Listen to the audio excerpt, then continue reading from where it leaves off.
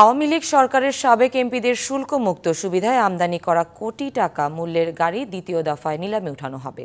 প্রথম নিলামে অবিক্রিত থাকা ২৪টি গাড়ির সাথে নতুন করে যুক্ত হয়েছে আরও ৬টি।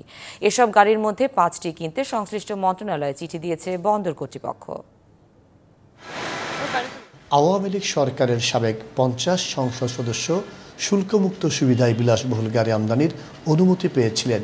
৫ই আগস্টের আগে ক্রিকেটার সাকিব আল হাসান, ব্যারিস্টার সুমন, নায়ক ফেরদৌস সহ ৮ সাবেক এমপি গাড়ি খালাস করে নিয়ে যান। কিন্তু অনেকেই খালাস করতে পারেননি। তাই চট্টগ্রাম বন্দরের কারশেডে পড়ে থাকা ২৪টি গাড়ি প্রথম নিলামে তোলা হয়েছিল গত ১৭ই ফেব্রুয়ারি। সর্বনিম্ন ১ লাখ টাকা থেকে সর্বোচ্চ ৩,১০,০০,০০০ টাকা পর্যন্ত দর উঠে এক একটির।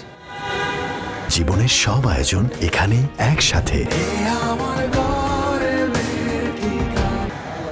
কাস্টমস ঘোষিত এসব গাড়ির রিজার্ভ মূল্য ছিল ৯,৪৭,০০,০০০ টাকা। নিলামে রিজার্ভ মূল্যের ৬০% দর না ওঠায় দ্বিতীয় নিলামে উঠেছে আগের ২৪টির সঙ্গে আরও ৬ সাবেক সংসদ সদস্যের গাড়ি। প্রথম নিলামে 60% যদি কাভার না করে তাহলে আমরা দ্বিতীয় নিলামে যাব। সর্বোচ্চ বিডার যদি আমার ১.৫ লাখ টাকা হয়, আমি কিন্তু আইনগতভাবে আমার বাধ্যবাধকতা তৈরি হবে যে গাড়িগুলো ১.৫ লাখ টাকা রিলিজ করতে। এসব গাড়ির মধ্য থেকে ৫টি নিতে চাই চট্টগ্রাম বন্দর কর্তৃপক্ষ।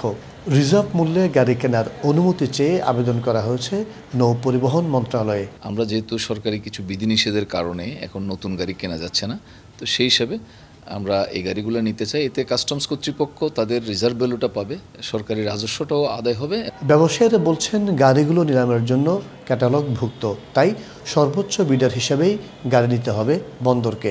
60% কভার করে দিতে পারে, কোনো আপত্তি থাকার কথা নয়। বর্তমান যেই বিট ক্যাটালগের মধ্যে আমরা দেখতে পাচ্ছি ৯,৮০,০০,০০০ টাকার উপরে, এই রিজার্ভ মূল্যটা কিন্তু আমাদের দৃষ্টিতে যথাযথ নয়। এমপি কোটায় জাপান থেকে আমদানি করা এসব গাড়ির বাজার মূল্য ১২ থেকে ১৫ কোটি টাকা। মাসুদুল হক, ডিবিসি নিউজ, চট্টগ্রাম।